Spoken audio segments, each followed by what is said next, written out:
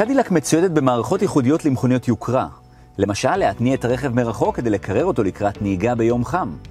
מערכות אלה דורשות היכרות כדי למקסם את פוטנציאל השימוש בהן, כדי להגיע לחוויית שימוש מיטבית ברכב. הפעלת בקרת האקלים וחימום המושבים התבצעו בהתאם להגדרות שנשמרו בזיכרון הרכב לפני כיבוי המנוע האחרון. המערכת דורשת תשומת לב מלאה של הנהג ושימוש מושכל בהתאם לדרישות החוק. ההתנעה מרחוק תאפשר פעולה של המנוע למשך רבע שעה. ראשית, נלחץ על כפתור המנעול הסגור ואז נרפה. לאחר מכן, נלחץ על כפתור ההתנעה מרחוק במשך כ4 שניות. זה הכפתור שעליו מופיע סימן של חץ עגול.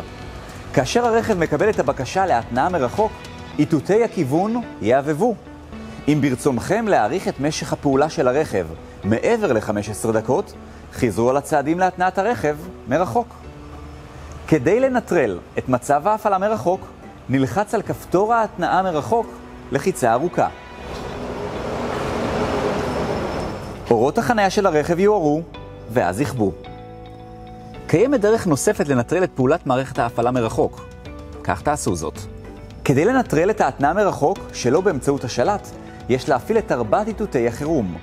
כעת, יש להעביר את מתג ההתנעה למצב מופעל, ואז בחזרה למצב מופסק. המערכת תנוטרל. בקדילק שלכם ניתן לפתוח את החלונות כדי לאוורר את הרכב לפני כניסה.